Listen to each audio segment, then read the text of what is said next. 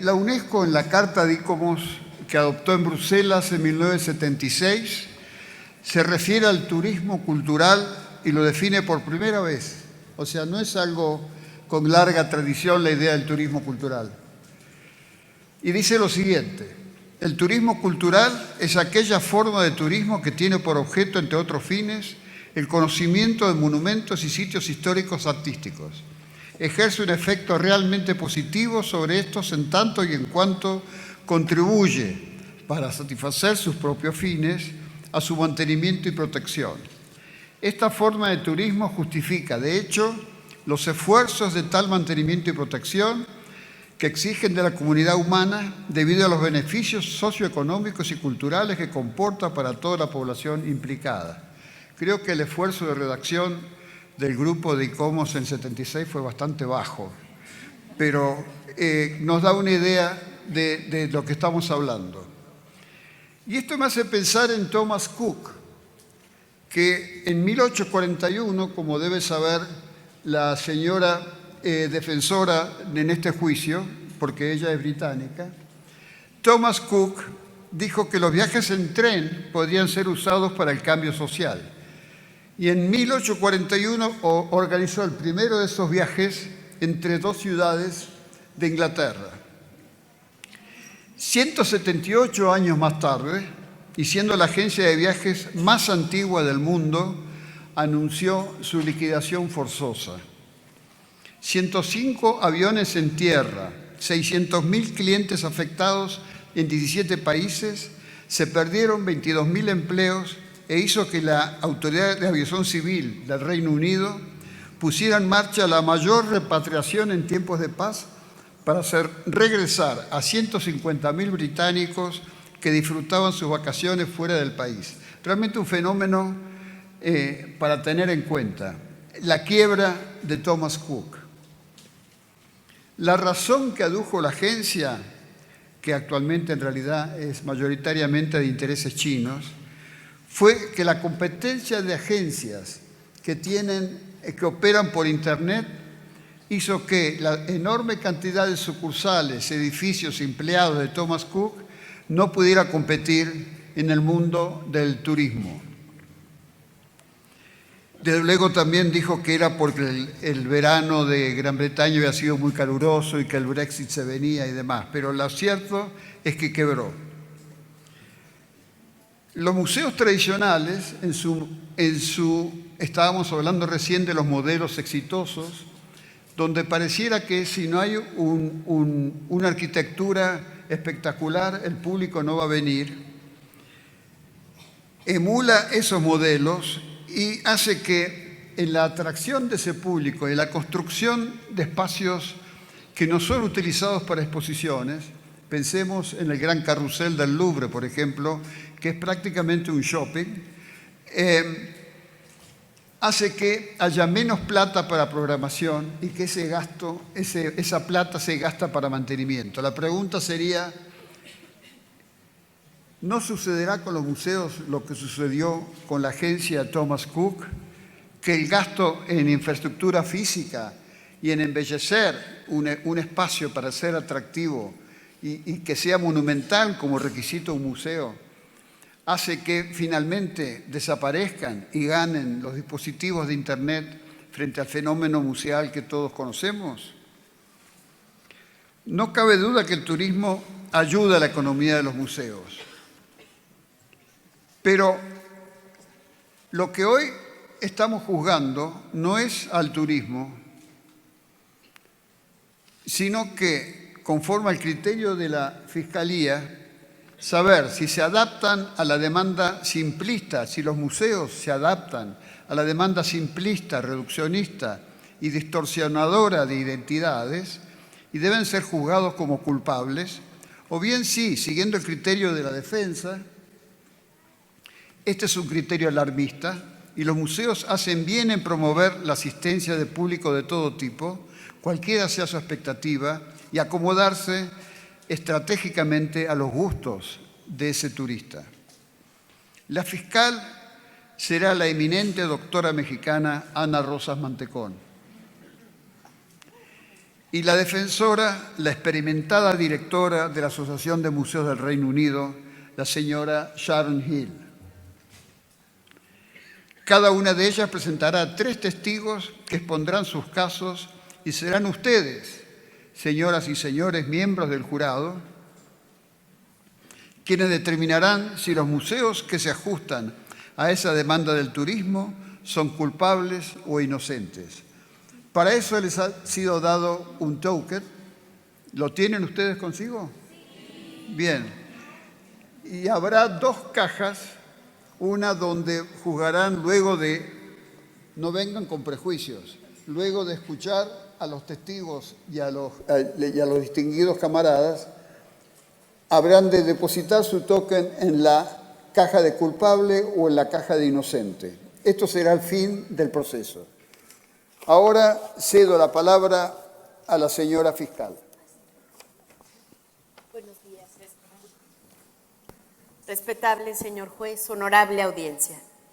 No resulta nada sencillo sentar hoy en el banquillo a nuestro sospechoso del turismo, el fenómeno de masas más importante de la segunda mitad del siglo XX.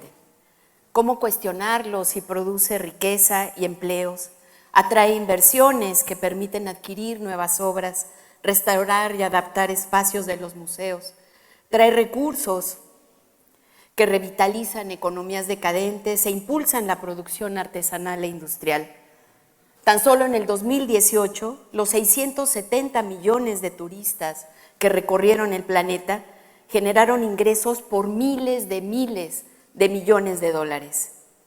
Y sin embargo, el turismo trastoca profundamente nuestros museos, convertidos en modernos centros de peregrinación, ahora que algunos de sus objetos se han vuelto reliquias sagradas. Hace apenas unos meses, el Louvre, en mayo de este año, reventó. Los trabajadores decidieron el paro enarbolando su derecho de retirada ante las precarias condiciones para lidiar con los más de 10 millones de turistas que anualmente llegan, buena parte de ellos a hacerse una selfie imposible frente a la Gioconda. No es un caso aislado de sobresaturación. Solo los 20 museos más visitados del mundo atrajeron más de 100 millones de personas el año pasado. Permítame, señor juez, hacer un poco de historia y analizar los antecedentes del caso que hoy nos convoca. La relación entre los museos y el turismo no es reciente. El patrimonio fue uno de los primeros motivos de viajes turísticos, pero en la última mitad del siglo XX la masificación del turismo ha producido cambios cualitativos y cuantitativos en esta relación. ¿Pero podemos atribuir todas estas calamidades al turismo? Solicito atentamente a usted, respetable señor juez, que añada otro banquillo de acusados, ya que considero que el problema no es solo del turismo de masas, sino del modelo económico neoliberal que ha vulnerabilizado a nuestros espacios culturales. Los fondos cada vez más raquíticos con los que operan, las presiones económicas y las lógicas mercantilistas que se les imponen, los han empujado a competir entre sí por financiamiento y con otras ofertas culturales por los públicos, ante el debilitamiento y empobrecimiento de los estados protectores y de las instituciones tradicionalmente patrocinadoras. ¿Qué ha ocurrido? Bueno, que buena parte de ellos están en riesgo de muerte por estrangulación presupuestal, que se agrava si consideramos que los recortes han sido porcentualmente mayores para los espacios más pequeños. Está también la reconversión comercial que viene convirtiendo a los museos en una empresa y a los bienes culturales en mercancías, aplicando criterios productivistas empresariales a su funcionamiento y resultados. Esta visión empresarial conduce a toda clase de perversiones que han removido las bases mismas de los museos y, coincidiendo con lo que introdujo nuestro señor juez, han sumido en una crisis de identidad institucional a los museos. ¿A qué me refiero con perversiones? Esta primera, la peste numérica, que es el cuantitativismo. Es la presión por captar el máximo de público que ha llevado a valorar el éxito de acuerdo al volumen de visitantes, buscando objetivos más cuantitativos que cualitativos. Los museos están hoy en día más interesados en meter personas al museo que museo en las personas. El más evidente es también el riesgo de morir de éxito, por la presión intensa sobre los destinos patrimoniales que hace temer por su conservación. La geométrica multiplicación de los viejos aventureros solitarios, transformados en turbas sedientas por capturar imágenes, nos recuerda Robert Francis Gilbert, el clérigo inglés que en el siglo XIX aseguró que de todos los animales nocivos, el más pernicioso es el turista. No todo es achacable al turismo, sin embargo. Junto con él, la revolución de las telecomunicaciones, dándole un papel estelar a la televisión, ha transformado profundamente nuestros hábitos cotidianos y también nuestra percepción de la realidad. Todo lo contemplamos como espectadores y a la realidad como espectáculo, pensando en los museos, los campos de concentración, las guerras, y nos volvemos todos turistas en cierta medida. Se intensifica la relación entre museos, comercio y turismo, y por eso los grandes museos se van pareciendo un poco más a los centros comerciales y estos a los museos. Los museos se posicionan como productos turísticos o de entretenimiento, adaptándose a las nuevas exigencias, so pena de quedar marginados. También los santuarios, piensa en Montserrat, en Lourdes, pasan de lugares de recogimiento para los creyentes a destinos turísticos. Los museos en realidad se vuelven las marcas, los diferenciadores de las grandes ciudades que se van pareciendo entre sí, con sus paisajes plagados de las mismas grandes marcas multinacionales. ¿Cuál es el problema? Que hay que reorganizarlo todo para brindar productos espectaculares, rápidamente digeribles, para viajeros fatigados y apresurados. Los turistas hoy en día viajan cada vez más y más hacia horizontes más vastos por la facilidad de desplazamientos que ha traído la globalización y por el aumento del poder adquisitivo de las clases medias del primer mundo, pero con menos y menos tiempo por las presiones productivistas a que son sometidos. Ha traído esto una serie de vicios como la aperturitis, que es la lógica de la novedad y de la espectacularización, que hace que los apoyos y recursos para crear nuevos museos sean mayores que los que se dan para garantizar la continuidad de los mismos. La arquitecturitis, ¿no?, que es este sobredimensionamiento del elemento arquitectónico sin adecuarlo a las necesidades museísticas, y otros efectos perniciosos como la selección o desprecio de elementos culturales según puedan convertirse o no en espectáculos vendibles. Se produce una banalización del museo, improvisación, empobrecimiento de contenidos para orientarlos hacia el esparcimiento de las masas y a satisfacer el voraz apetito de la máquina turística. El peligro latente, señor juez, es que la toma de decisiones para la programación de los museos deje de estar motivada por la identidad, ese nosotros del nosotros que ha sido un fundamento de la activación de nuestros museos, y se vuelva el motivo principal el nosotros de los otros, esa imagen externa de los centros emisores de turismo usualmente estereotipada de nuestra identidad. Permítame concluir, señor juez, que esta obsesión por conseguir cada vez más visitantes vuelve inviables los museos. Pone en riesgo su seguridad, la preservación de las obras, disminuye la eficacia comunicativa y sus posibilidades de fungir como espacios de encuentro con los otros. Va en contra del principio fundamental de brindar a los públicos una experiencia de calidad que requiere observación, conversación, placer, una vivencia emocional e intelectual plena. Esto significa tiempo y espacio, algo que los ritmos multitudinarios del turismo pulverizan. Muchas gracias.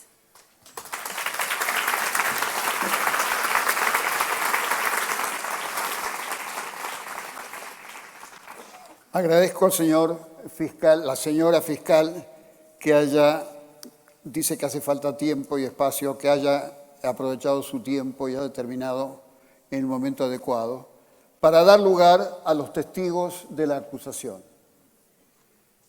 El primero de ellos será la testigo peruana Ulla Holmquist.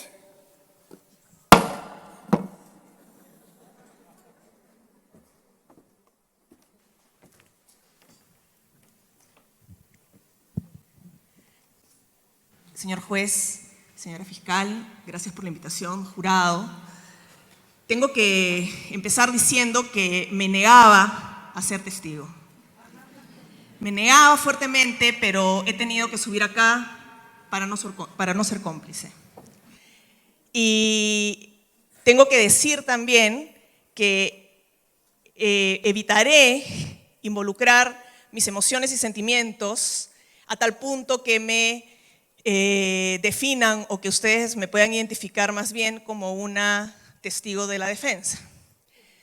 Sin embargo, me presento acá como testigo de una relación que veo que muchos describen como tensa. Me ha costado aceptar que sí, existen tensiones en ella, pero, señor juez, ¿qué relación es perfecta? Yo he crecido dentro de esa relación. Yo soy hija de esa relación. La he visto enfrentar la oposición de las familias y salir airosa. Una relación que fue construida con un cierto recelo inicial, pero también tengo que decir con cuidado y cariño. Y sin embargo, ya crecidos los hijos de este encuentro, comienzan a aparecer algunas incomprensiones. ¿O será quizás un cansancio? ¿O será que frente a las tensiones parece aparecer la salida fácil de que cada uno siga su rumbo sin hablarse? Cuando quizás es que la magia se ha perdido, quizás es necesario que vuelvan a hablarse con palabras tiernas. Se habla de una separación de cuerpos como solución o el posible divorcio, pero creo, señor juez, y antes de optar por la separación nos queda el asumir el problema, y usted lo dijo ayer, y pasar por la terapia. Pero he de testificar en la intención de que los problemas podamos tenerlos delante y enfrentarlos para darle solución de ser posible. Tengo que empezar mi testimonio contándoles, como ya les acabo de mencionar, que yo crecí dentro de esta relación. Mi madre, museo, llegó a la relación con una gran herencia, valiosa, cuidada, hermosa, una gran dote. Y conoció a mi padre turismo. ¡Ay, ese hombre de mundo! Viajado, cosmopolita, de buen comer, políglota. Se enamoraron, pero no fue un amor a primera vista, no. ¿Qué va? Mi madre al inicio miraba a mi padre con desdén. Ella podía pasarse horas apreciando cada objeto de su herencia y conocía tanto de ellos.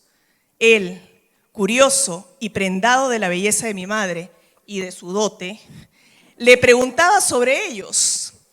Mi madre empezaba así su descripción en un cuidadísimo arqueoñol, que no sé si lo conocen, ¿no?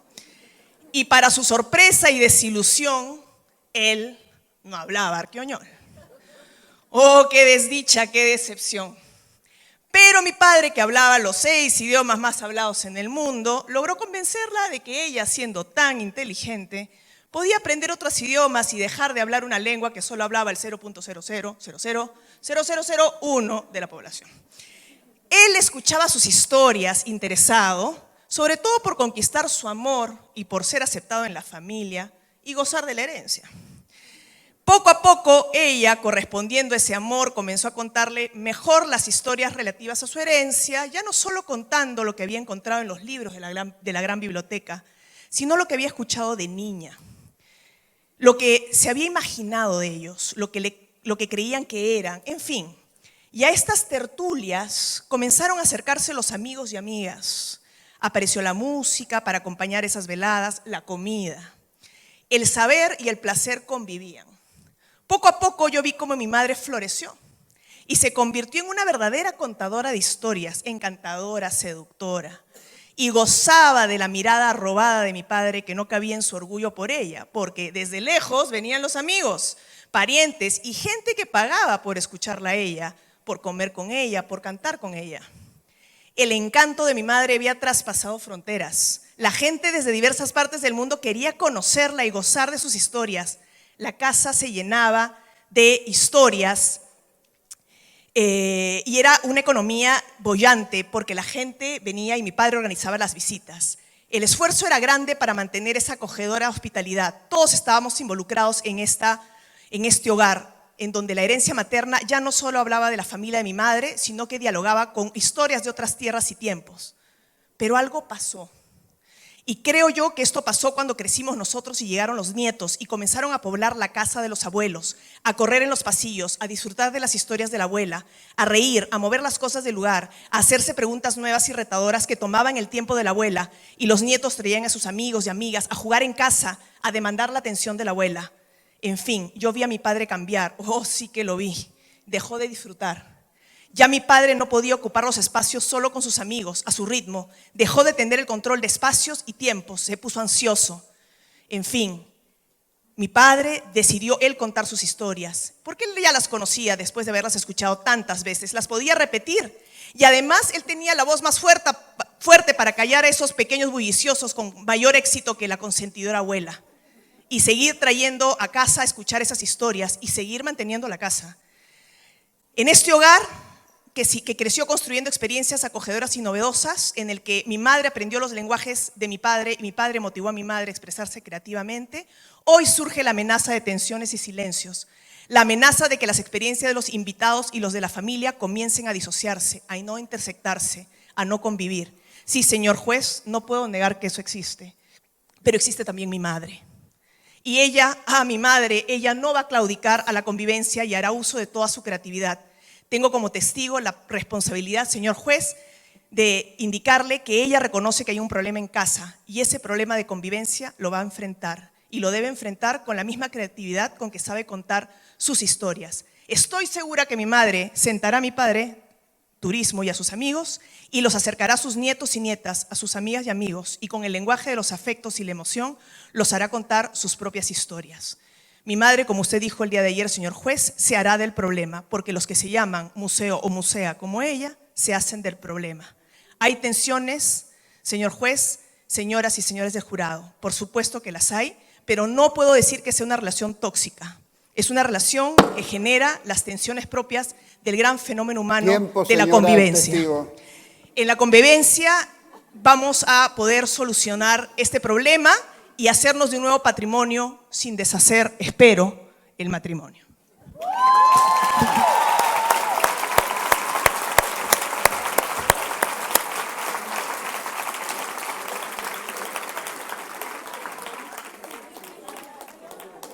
Siguiente testigo de la Fiscalía de México, Demián Ortiz Maciel. Tiene 5 minutos, señor testigo. Muy bien, honorable juez. Señor juez, distinguidos miembros y testigos de la defensa y de la Fiscalía, público sabio y conocedor, vengo a testificar ante ustedes como uno más de quienes tenemos la dicha de habitar en el estado de Oaxaca, del cual ayer tuvimos el mejor promocional posible con la intervención de Alejandro de Ávila. Miles de turistas nacionales y extranjeros nos visitan cada año, constituyendo uno de los principales motores económicos del Estado, con una derrama cercana a los $1,000 millones anuales. El atractivo de Oaxaca se funda en su diversidad y riqueza cultural y ambiental, ya sea las danzas e indumentaria que se presentan en julio durante los eventos de Guelaguetza, o las singulares celebraciones de Día de Muertos de noviembre. Nos visitan atraídos por los moles, las tlayudas y el mezcal, o con la perspectiva de desposarse y divertir a los invitados al ritmo de la calenda, de la cual ustedes ya ayer disfrutaron.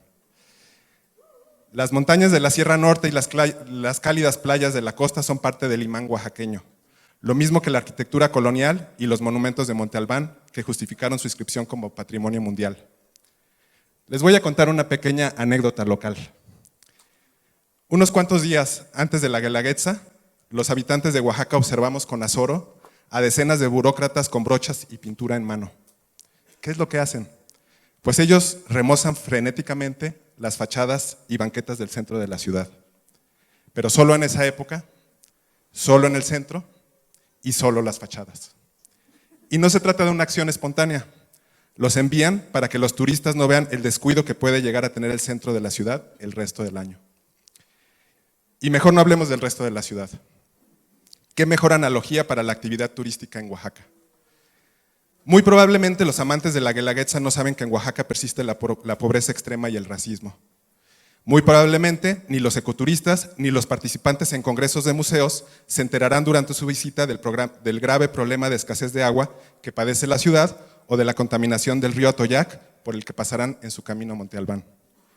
Los visitantes de noviembre no sabrán que los desfiles de Catrinas tienen más relación con James Bond y con una película de Disney que con tradiciones oaxaqueñas, ni los amantes de la gastronomía de que el boom del mezcal está generando riesgos para nuestra biodiversidad. ¿Y qué hacen los museos? Les pregunto, les comento, y los sitios patrimoniales de Oaxaca para que esos turistas trasciendan la fachada y se adentren en la fascinante, compleja y frágil realidad de nuestras culturas y regiones. Me temo que, salvo honrosas excepciones, muy poco. Es bien factible que quienes visitan maravillados los tesoros de la Tumba 7 y Monte Albán salgan de ahí sin enterarse que los pueblos zapotecos y mixtecos siguen vivitos y coleando, y que su forma de vida no se parece mucho a lo que su forma de vida no se parece mucho a lo que pueden ver en promocionales y eventos. Es de hecho mucho mejor, créanme.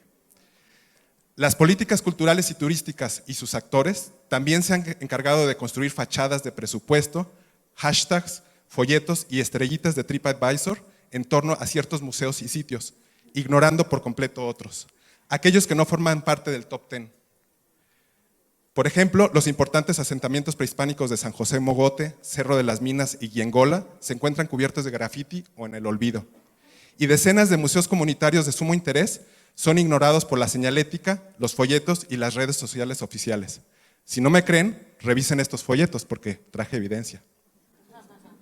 Son los que nos están repartiendo aquí afuera y no es por demeritar la labor de quienes esforzadamente promueven turísticamente, pero es un hecho que aquí no van a encontrar a ninguno de los 12 museos comunitarios que hay a menos de una hora de Oaxaca. Así es que yo testifico que ante el fenómeno del turismo en Oaxaca, los museos y espacios culturales no hemos contribuido lo suficiente para que se trascienda el fachadismo, la folclorización, el centralismo y el consumo desinformado. Nuestro crimen no es de acción, sino de omisión. Y no es una omisión interesada, porque finalmente la mayoría de los museos son gratuitos. Que haya más turismo no es algo que nos mueva económicamente en todo caso. Ese es mi testimonio, espero que sirva para este juicio que se está llevando a cabo.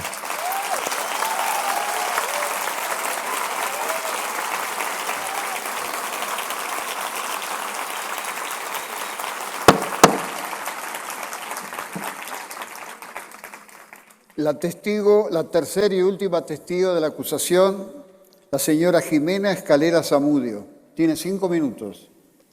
Buenos días a todos los aquí presentes, señor juez, testigos, jurado y público que nos acompaña. Debo reconocer que la posición en la que me encuentro como testigo es difícil. Por ello, para que mi postura sea entendida, me gustaría adentrarlos en este complejo caso que expondré el día de hoy. Partamos del hecho que nos tiene aquí reunidos, lo ocurrido entre el museo y el turismo, para después volver al inicio de mi particular historia. La pregunta que se me ha hecho es contundente. ¿El museo que se acomoda a la demanda y a los gustos del turismo es culpable de poner en riesgo a los contenidos y formas propias de las culturas que exhibe? Ante esta interrogante yo me cuestiono, ¿cómo señalar al museo como culpable cuando yo misma soy parte del fenómeno? ¿Cómo mantener una postura objetiva frente al caso? Puedo asegurar que a veces el museo no tiene otra opción más que ser presa de un contexto que lo lleva, más que aceptar las demandas del turismo, a moldearse conforme a ellas. Y no por el dinero, sino para subsistir, porque los riesgos mismos que implica la presencia desmedida de este turismo, que hemos calificado ya en varias ocasiones como depredador, orillan al museo a que pida a gritos una modificación de su misión, con fines de contrarrestar los efectos que este fenómeno conlleva. Ahora bien, quisiera sustentar mi postura en evidencia clara. Vayamos a mi historia. Soy testigo directo del Jardín Escultórico de Edward James, mejor conocido como Las Pozas, espacio nacido en Xilitla, dentro de un recóndito lugar de la Huasteca Potosina en México. A finales de los años 40, Edward James, su creador, adquirió 37 hectáreas de tierra para hacer una plantación de orquídeas. En 1962, una nevada acaba con la plantación y James decide levantar un jardín, cuyas plantas y flores fueron erigidas a través del uso de varillas y concreto, creando así una serie de edificaciones con formas orgánicas que convivirían con la propia flora y fauna de la zona. Al morir en 1984, su jardín quedó flotando en una especie de limbo, sin saber cuál sería su destino, hasta que en los 2000 fue abierto al público de manera oficial para que pudiera ser visitado. Así, el secreto mejor guardado de la Huasteca dejó de ser secreto para convertirse en asunto de dominio público. Pero ¿quién es el culpable? ¿El turismo por querer conocer un lugar cuya imagen aparece en todas las campañas de promoción turística de México y en las redes sociales de un sinfín de conocidos? ¿O los responsables de propiciar el turismo desmedido, aun cuando no se cuenta con las condiciones necesarias para recibirlo? ¿Estaba el jardín preparado para recibir tan solo el año pasado 333,000 visitantes? Por supuesto que no. Debo compartir la constante crisis de identidad de la cual soy testigo. El jardín no es un jardín, aunque tiene muchos árboles y flores, pero tampoco es un balneario, aunque la gente va a nadar a las pozas. Tampoco es un parque, ni mucho menos se trata de un sitio arqueológico. Ha llegado el momento de que el jardín se defina como lo que debe ser y se convierta en un museo. Quizás a simple vista no corresponde con los parámetros de un museo, sin embargo, es un espacio al servicio de la sociedad, que resguarda una colección, conserva, investiga, expone patrimonio natural y cultural, es de la humanidad y sobre todo recibe muchos visitantes. Ahora, vayamos rápidamente a conocer la visión de este espacio. El jardín escultórico de Edward James pretende ser reconocido como un bien mixto, entendiendo lo anterior como la comunión entre lo natural y lo cultural, dando al resguardo de un patrimonio biocultural que se identifica por haberse constituido como una ventana de oportunidad para el desarrollo local y regional de la Huasteca. Aquí tenemos un primer punto fundamental para mi testimonio. De acuerdo con esta misión, la presencia del jardín implica el surgimiento de oportunidades que benefician a las comunidades que lo rodean. Sin lugar a duda, esto es absolutamente cierto. La economía de Xilitla gira en torno al turismo, que año con año ha ido en aumento, y más aún después de haber sido nombrado Pueblo Mágico en 2011. Sin embargo, los beneficios económicos no necesariamente se traducen en vínculos comunitarios. Hay mucha gente del pueblo que lleva toda su vida yendo a nadar a las pozas y que nunca ha entrado a la zona donde están las estructuras, ni conoce la obra de Edward James, cuando mucho la ha visto de lejos. La comunidad local ha perdido su interés en el jardín, sobre todo las nuevas generaciones, que cansadas de pensar en convivir con el tumulto de turistas que lo invade, prefieren evitar acercarse. Es un hecho que los jóvenes tienen mayores oportunidades de trabajo gracias al jardín, pero también menos interés. La comunidad no tiene un lazo afectivo y rechaza este lugar porque siente que lo suyo ya no le pertenece. El jardín se ha convertido en un lugar donde la entrada ya no es libre. Pertenece a una organización que lo resguarda y mantiene para que pueda seguir existiendo. Pero también esta organización tiene reglas y dicta nuevas formas de transitarlo y de vivirlo con fines de una mejor convivencia al interior. En resumen, los efectos del turismo ahuyentan a la comunidad local. Y justamente eso es lo que me lleva a testificar en esta sala y a constatar que efectivamente he visto demasiado. Grandes cantidades de turistas que han llevado este jardín al borde literalmente del colapso. Los efectos negativos se traducen en destrucción de sitio, riesgo del patrimonio, deterioro de vínculos comunitarios, alteración de la flora y fauna. Pero también el turismo ha perfilado aquellas decisiones que se van a tomar de aquí en adelante, que son decisiones que van encaminadas directamente a la salvaguarda del jardín.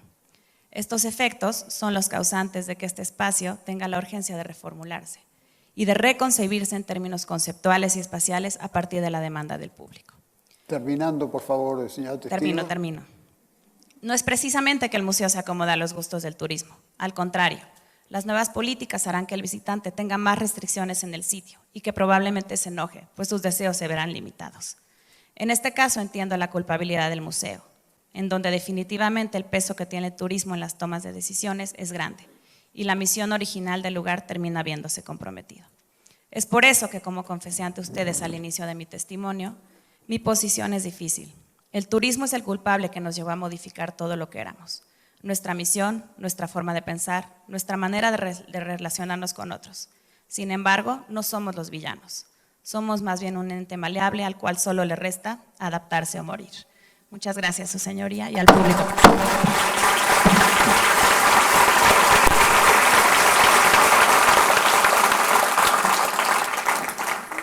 A continuación va a hacer su defensa la profesora Sharon Hill. Your Honour, counsel for the prosecution, expert witnesses, and ladies and gentlemen of the jury, I begin my defence by asking what and who is a tourist. I would like you, the members of the jury, to ask yourself some questions and reflect. Have you ever been a cultural tourist? Have you ever visited a museum or a cultural institution as a tourist? What was your experience there? What did you learn? How were you enriched by that visit? After hearing the prosecution's case, I begin to wonder, what is our fear of tourism based on? Is it a type of cultural snobbery? Is it based on the idea that we, the culture professionals, are the cultural connoisseurs? That we travel to expand our minds, to meet with colleagues, to research and to explore. But the mass, the others, are mere tourists. I think this is a middle-class conceit. I think it speaks from a position of privilege. Often in the museum sector, we worry about reaching communities that don't come to our museums. We worry that our communities don't understand their cultural capital. But tourism and cultural regeneration can help build and support cultural capital, and it can also provide investment and jobs. I wonder if we are nervous that if we include cultural tourists in our audience development plans, that we will leave somebody else out. But surely, I would argue, if we cater for tourists well, we cater for our local communities well. Who do we think we are excluding if we are including cultural tourists? Should we put one group of visitors above another? Students who save to travel and are going on a gap year and want to explore other countries, should we exclude them? Pensioners who are making the most of their retirement, should we exclude them? Families who are taking day trips or hard-earned holidays, either domestically or internationally, should we exclude them? I argue that cultural tourism can build a strong sense of place and identity. I'll give you some examples of that from the UK. 2 years ago, we had the Great Exhibition of the North in Newcastle and Gateshead. The north of England, in many parts, is a post-industrial society. The exhibition attracted 3.8 million visits, over 300 events, over 80 days.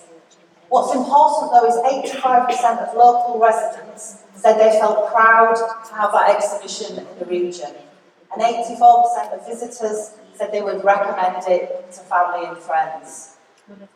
Another example from the UK is when Hull, a city in the northeast of England, became the UK City of Culture in 2017. When that was announced, people laughed. They said, what culture is there in Hull? And when the City Council had asked, in preparation for the announcement, local residents what they would say about Hull to people from outside the area, they said, Hull smells of fish. And that's because it's a fishing economy and a fishing industry in that city.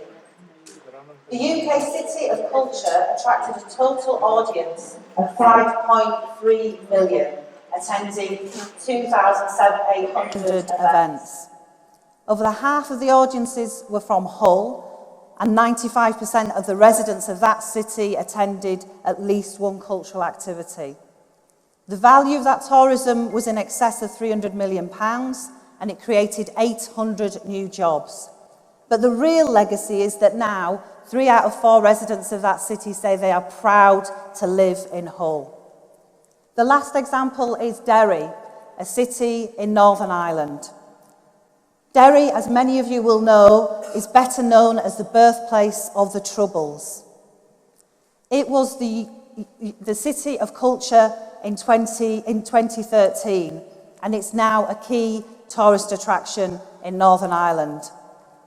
The former military barracks on one side of the city, where 1,000 British troops were garrisoned in 1972, has been developed into a cultural centre with 10,000 capacity for cultural events. And that city has now got a 10-year cultural strategy.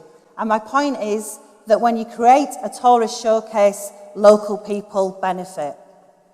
In answer to some of the prosecution's points around playing to the masses and the idea perhaps of Disneyfication, why do we think that tourists don't want the radical, intellectual, challenging programming that other visitors want?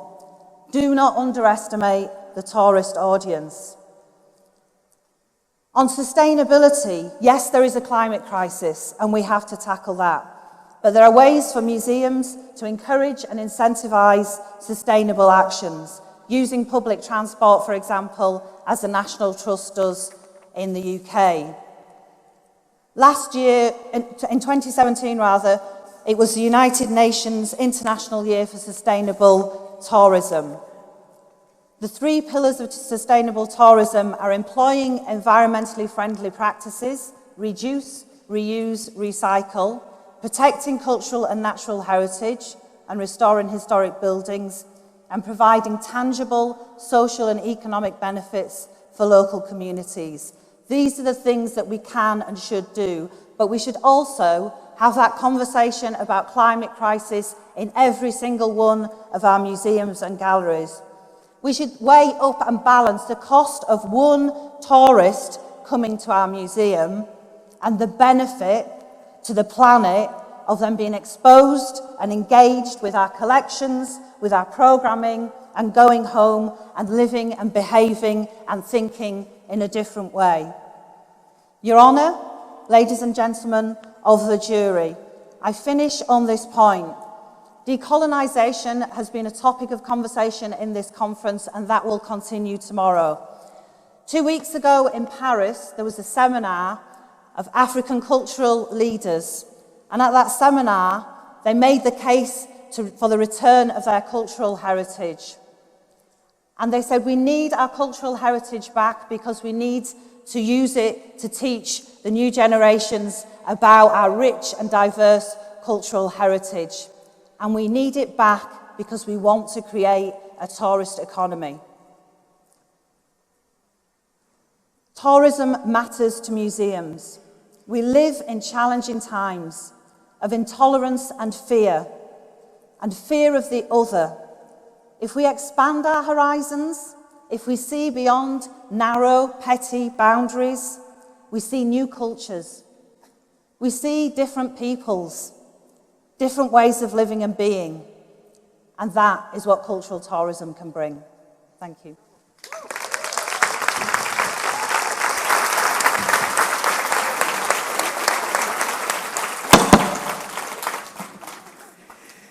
Bueno, es el lugar entonces para los testigos de la defensa.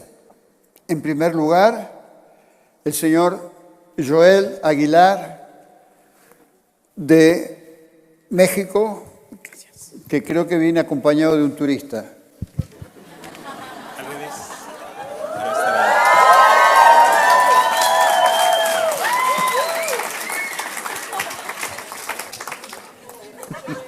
Hola a todos. Bueno, escuchando justamente la otra parte que defiende el tema del no uso, del no uso y el aprovechamiento por los turistas de los museos, pues nosotros estamos justamente para exponer el caso de la otra parte, ¿no? Quiero empezar por presentarles a Rafa. Rafa es un vigilante del MOAC. Y Rafa va a exponer justamente la parte que tiene que ver con su experiencia con el público, ¿no? Bueno, si bien los casos que han presentado hasta ahorita ponen a los turistas en los museos pues en una posición totalmente adversa, pues no se puede dejar de lado que los turistas culturales, yo creo que todos los que estamos aquí en algún momento de nuestras vidas lo hemos sido, pues traemos otras cosas que no necesariamente los públicos locales llevan a los museos, ¿no? Y es algo con lo que todos los museos pues tienen problemas todo el tiempo, ¿no?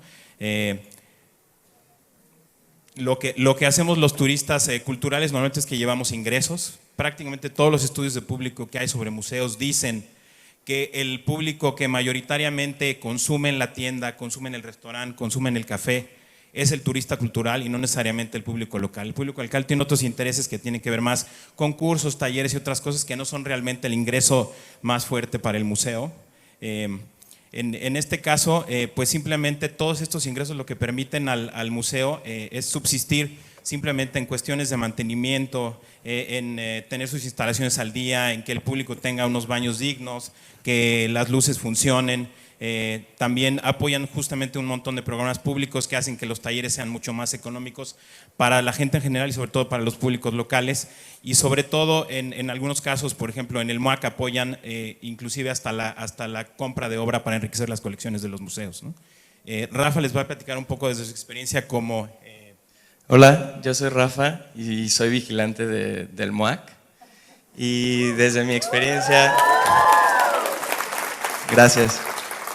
Desde mi experiencia puedo contarles que desde que conocí a Joel y a otros turistas internacionales, pues mi vida ha sido más feliz porque ya no me aburro en las salas.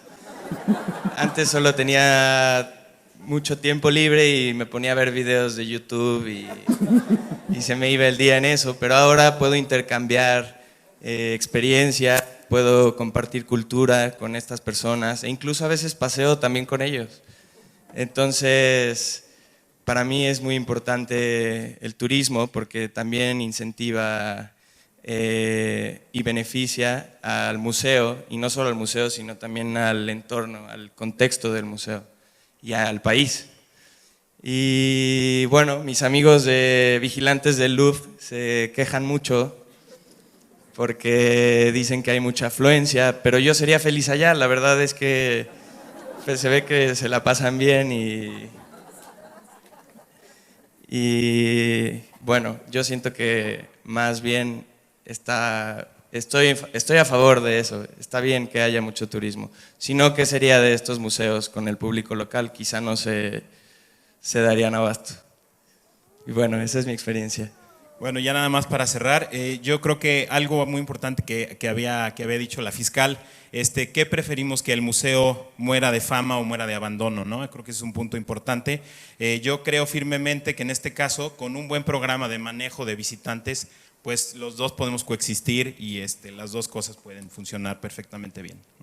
Muchas gracias. Gracias.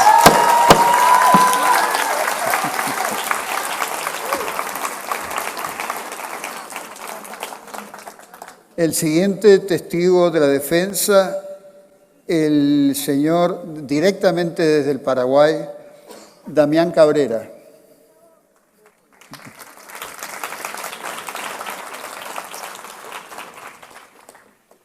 Buenas tardes.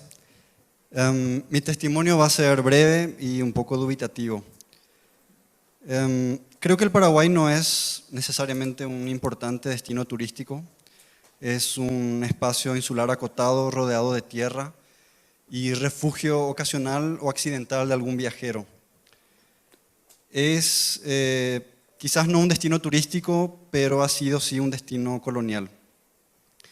Me gustaría desplazar un poco la idea de turismo de su cierre vinculado con privilegios particulares y con una industria particular que piensa la experiencia del espacio y de la cultura como materia de consumo y que implica una decisión de consumir y de pagar por los productos objetos de consumo.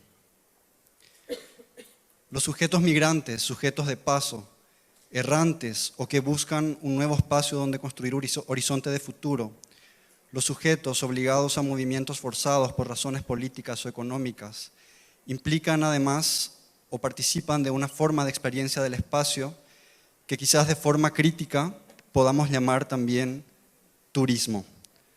Y el museo puede quizás ofrecer una instancia de construcción de comunidad, de conocimiento, de diálogo y de interpelación que posibilite un conocimiento del lugar coyuntural ocupado o por el que se está de paso.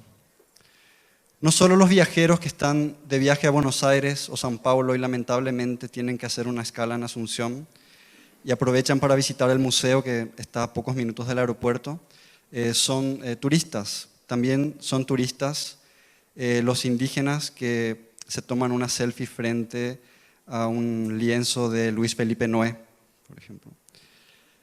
¿Será que podríamos decir que los estudiantes son también turistas? Los migrantes académicos que eligen o se ven obligados a cruzar a través de las fronteras y hacer uso y experiencia del lugar, de practicarlo, de consumirlo en el sentido antropofágico y geofágico. En el Centro de Artes Visuales Museo del Barro, donde trabajo, tenemos un programa de visitas guiadas para estudiantes del interior de Paraguay. Se trata de un apoyo a la movilidad, sobre todo al transporte, a la oferta de actividades lúdicas en sala y una merienda, es lo mínimo que podemos y lo máximo que podemos ofrecer. Es un turismo fomentado por la propia institución, como el pariente que envía un pasaje a su primo distante para que lo venga a visitar. Los niños tienen en algunos casos no solo una única oportunidad de salir de sus espacios de procedencia, sino de visitar un museo y de entrar en contacto con visualidades y poéticas populares e indígenas consideradas en su dignidad, sobre todo en una sociedad que estereotipa lo campesino y lo indígena. En algunos casos, ver valorada inclusive la producción de sus propios lugares de procedencia, y que de alguna manera quizás esta experiencia podría incidir en su autoestima. Pero para muchos también es una oportunidad de entrar en contacto con producciones eruditas y obviamente las producciones indígenas y campesinas en nuestro museo son consideradas eruditas en tanto un saber y una sensibilidad profundas, que no tienen lugar precisamente en otro espacio. Quizás ese turismo no se trate de una necesidad para estas personas, este otro turismo, pero sin duda alguna puede constituir una importante oportunidad. Gracias.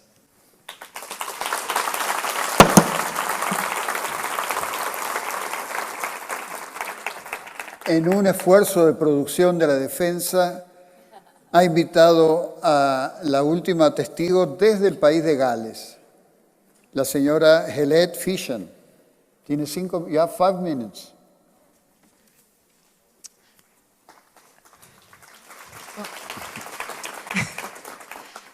Your Honour, members of the jury, apart from today, where I've been saying, yes, I do match the courtroom, the sentence I have said the most since arriving in Oaxaca has been, me llamo Heled, soy de Gales. Knowing I would be part of today's trial, I have been collecting evidence especially for you of how many people have said, oh, that's in England, when I have said I come from Wales. So 16 people have been to Wales or know about it through their own knowledge, or I have to say because of watching the television series The Crown, something which I, since I'm not a fan of the monarchy, have not watched myself. 14 people are very lucky to be alive for thinking that my country is in England as opposed to being a country next door to England with its own language, Welsh, a Gymraeg, and culture.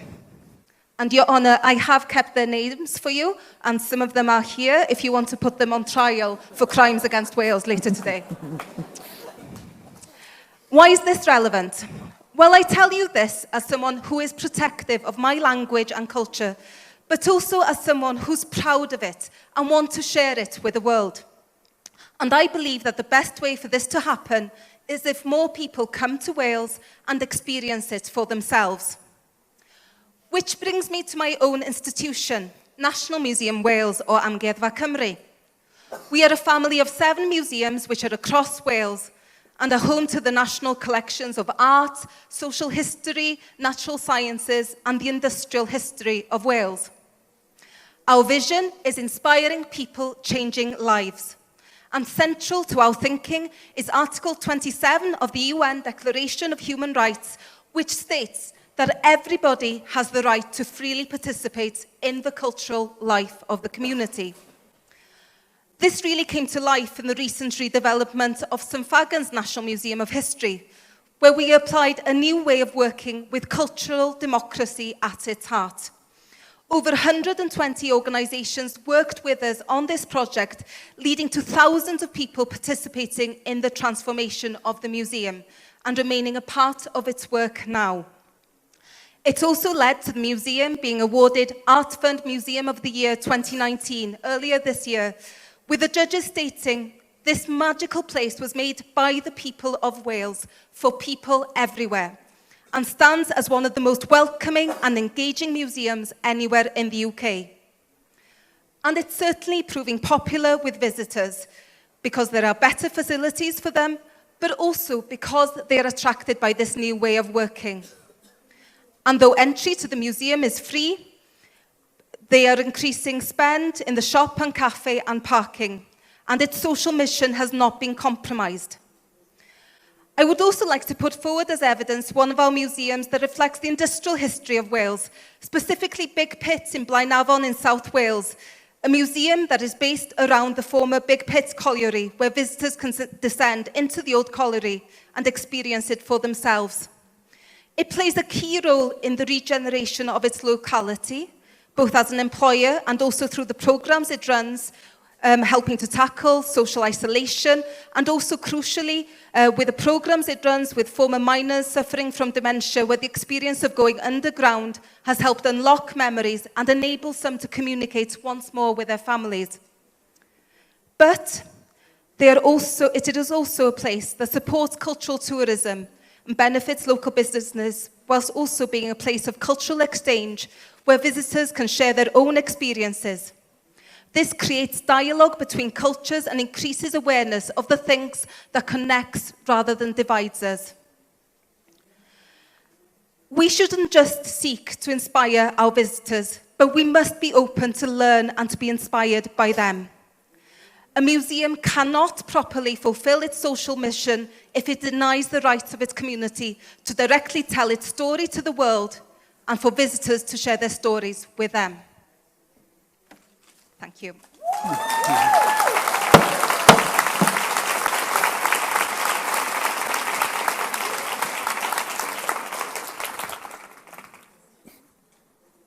Realmente el esfuerzo de la Fiscalía y la Defensa yo creo que nos lleva a un punto bastante complejo para poder decidir. Y yo me pregunto si algunos de ustedes, me refiero a ustedes del jurado, tienen una experiencia capaz de formularse en 2 minutos que quiera expresar a todo el resto de la gente. Está invitado a subir al estrado en un acto democrático sincero.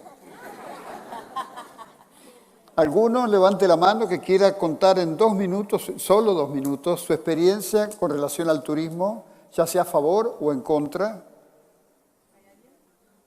¿Tenemos un voluntario?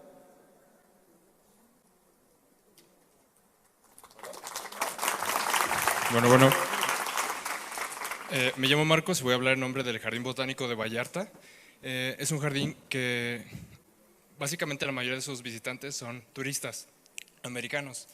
En Vallarta hay un problema grande del crecimiento de la ciudad debido al mismo turismo, y esto está consumiendo la selva, y es gracias a la vez al turismo que el Jardín Botánico ha podido expandir su terreno y hacer una reserva natural privada.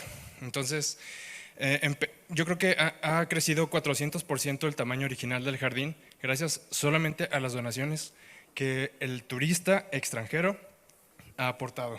Entonces, en mi experiencia, sí genera a la vez que la destrucción de la ciudad por la expansión de Vallarta, la conservación de la naturaleza. Entonces, igual que los demás testigos, estoy en, no sé si es del lado izquierdo o del lado derecho.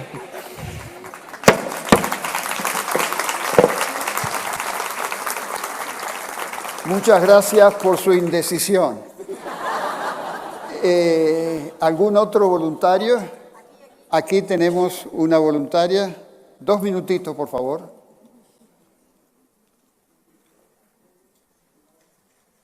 Hola, señor juez, abogadas, jurado. Mi nombre es Paulina Roblero, soy jefa de Comunicaciones y Públicos del Museo Chileno de Arte Precolombino. quiero contarles un poco, eso, chao Piñera. Quiero contarles un poco la situación de nosotros. Somos un museo que está a punto de cumplir 38 años de historia, un museo que es referente imagen país, un museo que nació como un espacio dedicado a la investigación y a la ciencia, que dialogaba entre sus pares también, pero que empezó a convertirse en un lugar en el que solo transitaban los turistas. Si tú vas a Santiago, tienes que pasar por el Precolombino. El año pasado fuimos escogidos por TripAdvisor como el museo número 1 de Chile y el 15 en América del Sur. Pero no estábamos mirando a la gente, quién es nuestro público. Tenemos una crisis en el sentido de que un tercio del financiamiento recae en la venta de entradas, entonces dependemos del turista. Pero también nos dimos cuenta que tenemos una responsabilidad social importantísima y teníamos que acercar a nuestro público local, a la gente del barrio, a la gente de Santiago. Así que estamos en una encrucijada porque de una manera que trabajamos esto fue rebajar el tarifario para el público local para que se acercaran, pero por otro lado se la subimos a $10 a los turistas para que nos vengan a conocer, porque ellos sí tienen el poder adquisitivo para pagarlo y en Chile todavía no tenemos el hábito de pagar o en el fondo entender de que la cultura también y sus trabajadores tienen que tener un financiamiento. Así que ayúdennos a entender cómo podemos avanzar. Gracias. Muchas gracias. Tenemos tiempo para uno o dos más. Aquí allá al fondo hay... A ver, tenemos ya las dos siguientes piezas. Adelante.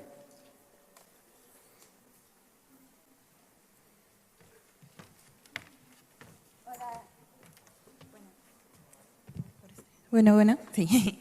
Hola a todos, mi nombre es Alejandra, de aquí de México y represento al Museo de la Luciérnaga de Nanacamilpa, Tlaxcala. Gracias, sí.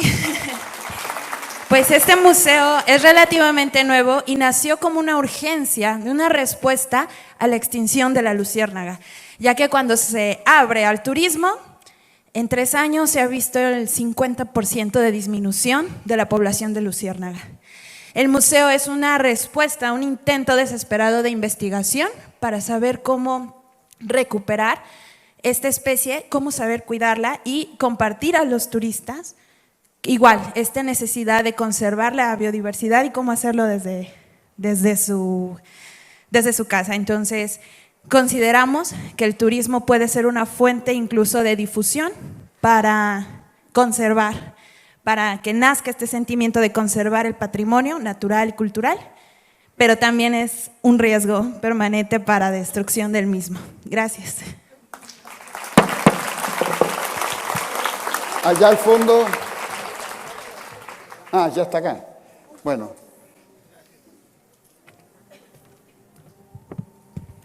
Hola, ¿qué tal? Buena tarde. Durante mucho tiempo trabajé en Museo de la Luz, Museo de Divulgación Científica de la UNAM.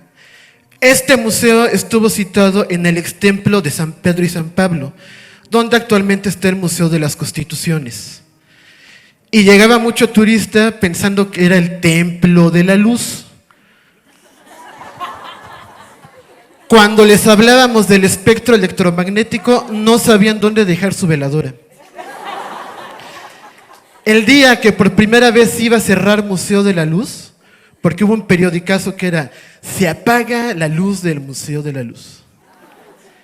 No llegaron los turistas a salvarlo, llegó todos los vendedores ambulantes cercanos a la zona, con pancartas a introducirse al museo, pidiendo que no les quiten un museo de su localidad. Los esperamos en el Museo de la Luz próximamente en Yucatán, porque se va del centro histórico y lo trasladan a otro lado. Estamos en una situación que no hay a dónde irse. Muchas gracias.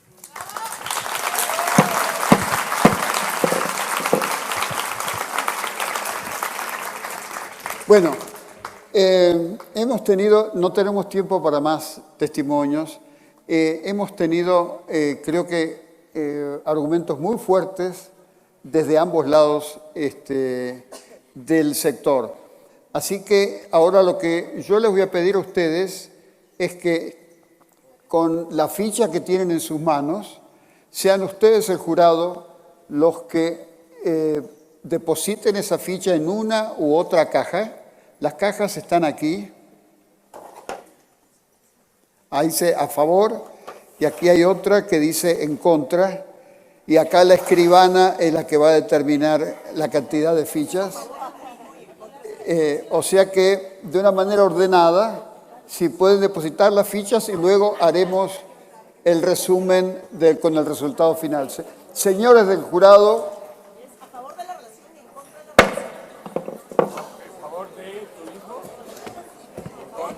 en contra. Quieren saber qué es a favor y qué es en contra. Votar a favor es que es inocente el museo que se adapta a la necesidad del turismo. Votar en contra es decir que el museo que adapta su gestión y su misión a lo que el turismo espera tiene que ser condenado, es culpable.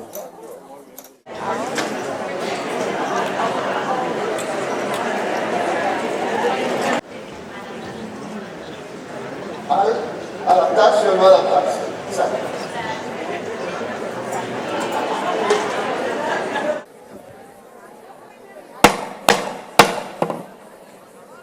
Veredicto del honorable jurado. Con total transparencia y un ejemplo de civilidad, el jurado ha determinado que inocente, el museo inocente. Gracias, muchas gracias.